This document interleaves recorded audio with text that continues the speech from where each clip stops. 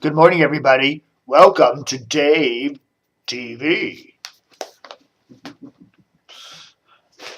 for this Saturday. There we go. Washington Post. Ooh, Redskins grant local media access for the right price. Well, this is not a news story. We've known this before. But Paul Farley today, last week, has been spending a lot of time. I think he's spending all of his time down at WJFK over there in Lanham. I don't know. It seems like, it's like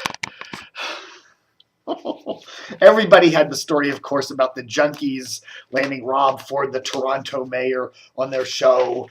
And Farley broke. He didn't break the story, but, if you read the reliable source column, what was it, last Wednesday or Thursday or something? It was like, according to our wonderful friend Paul Farley, he had the information. I think Politico actually broke that story, but anyhow. And then Paul Farley does a big piece on WJFK, and that was Dan Steinberg doing a big piece on WJFK and how they landed the interview with this 15-minute interview with a Toronto mayor.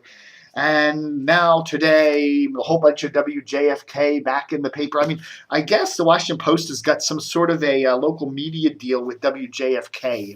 They're getting in bed with WJFK. I don't know, man. It just seems like every day Paul Farley's writing about WJFK. But anyhow, a lot of this stuff is not new news.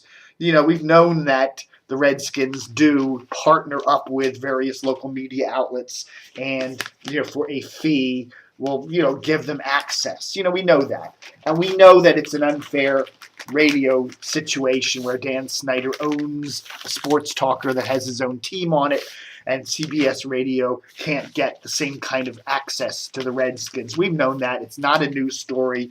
It's something that's been going on for years. And I frankly think the FCC should make a law saying that if you own a team, you can't also own the radio station or television station that broadcasts it.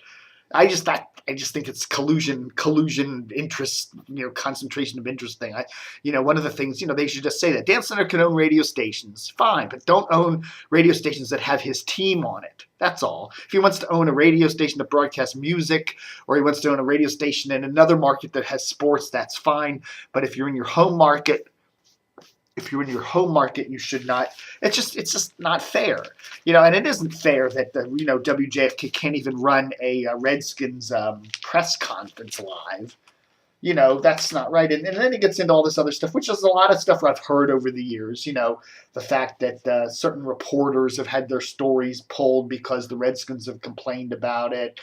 And how certain people get, including a Washington Post, get pulled off of certain Redskins-related shows because of certain comments they've written about the Post. We've known that. It's nothing new, but it is kind of interesting to see Farley summarize it all here in the paper today. I don't know.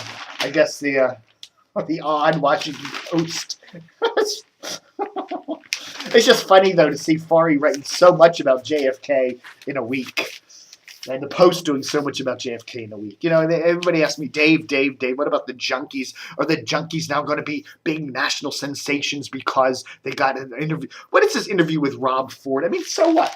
Honestly, back in the days of Don and Mike used to do kooky interviews like that all the time where they'd get somebody of national celebrity. Howard Stern would do that, get him on the show and get national headlines. It's nothing new. But and I'm sure Don Geronimo is going, ay, Kavorkia. I've done that many times. And the Washington Post never sat and wrote it all up like they've done with the junkies. I'm sure he's steaming. Okay, when is it? The 7th. It's the 7th of December, Dave TV. Here's another odd thing from the Washington Post, the Sunday Style, which comes on Saturdays, which is odd, but what the hell. They're doing the best movies, music, and television for 2003. And this is only the 6th or 7th of December. I mean, why the hell don't they effing wait till the end of the year before they do that? There's still another 3 weeks to go. I don't know. Usually most don't, everybody does these stupid bests of things. Why don't they wait till the effing end of the year before they do it? We still got a couple more weeks of the year to go. This paper is just getting increasingly odd. Aereo. Okay. So Aereo is coming to Baltimore. Aereo is this thing where you can get all your local broadcast stations on your computer. Right now, a lot of people have cut the cable. They don't have cable TV. They can't get much on broadcast with an antenna because the digital signals don't cover that well. Anyhow, I'll show you. I will show you something. I will do that. We're doing it right here on the cuff here. But anyhow, so people want to get antennas. They can't get antennas. They can't get good things. If you live in a condo or on the wrong side of the building, whatever. So this thing called Aereo. And what Aereo does is it makes your local broadcast signals available on your computer or any other internet-connected device. So you can watch, for instance, in Baltimore, when they start this thing, you'll be able to watch channels 2, 11, 13, 45, 54, 24, and 22 on your computer. And that means that if you cut the cable now, you have Hulu, or you have Netflix, or you have some other internet service for a lot of your serial programming, that kind of thing. You can now also watch like live sports and stuff on broadcast television via your computer or your internet connection, any internet connected device, meaning you don't need an antenna, you don't need cable, which is extremely expensive these days. So a lot of folks are saying that's a good idea. I think it's a good idea too, but the broadcasters are saying, wait a minute, you're taking our signal and you're retransmitting it without our consent and without paying us. Right now, cable companies have to pay to retransmit signals. For instance, if Comcast or Cox or Verizon wants to carry, say, Channel 4 here in Washington, they have to negotiate with NBC or whoever owns the station and figure out some sort of a compensation fee or something. And then they sign a contract and they carry it. Well, Comcast and these other cable companies are saying, hey, wait a minute, the company that runs Aereo is doing the same thing we're doing, but they're not paying the television station owners.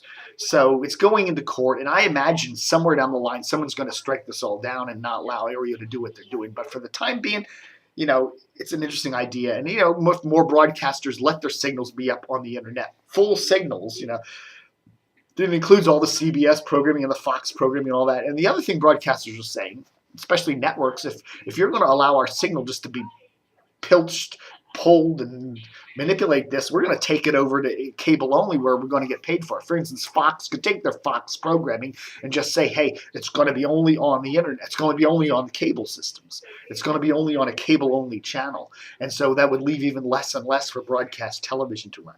So it's an interesting little thing here. So we'll see how that all goes. But so what I did the other day here in beautiful Reston, Virginia, is I hooked up my antenna. So let's see, I'm on cable right now. So if I push this button here, wait, so nothing's going to work today, is it? There we are. Let's go to TV.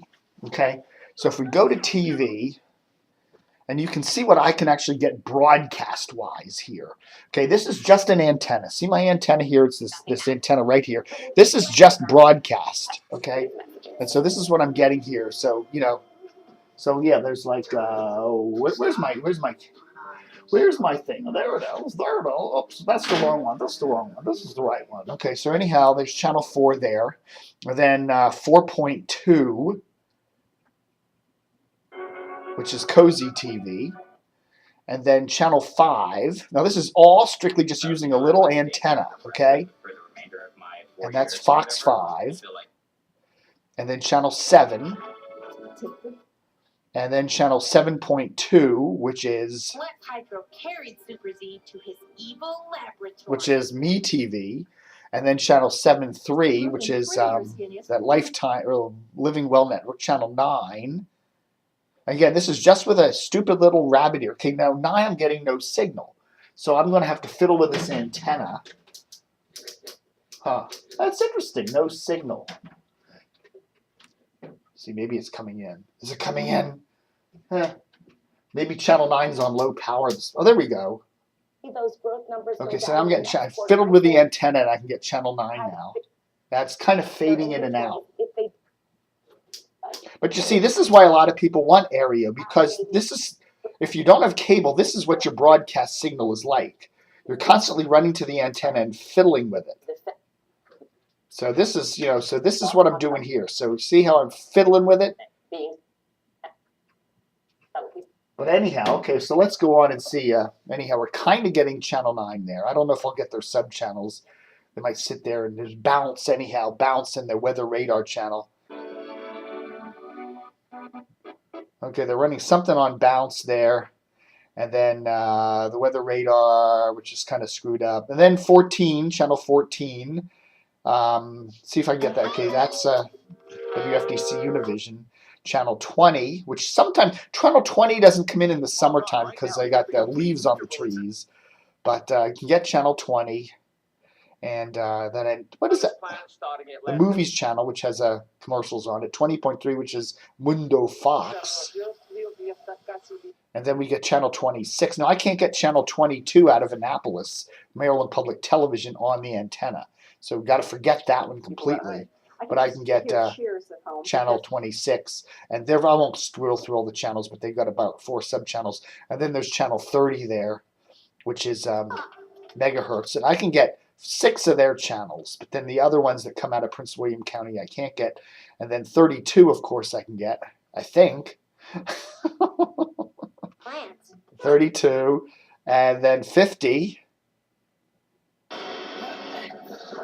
And then, which has, what is it, antenna TV.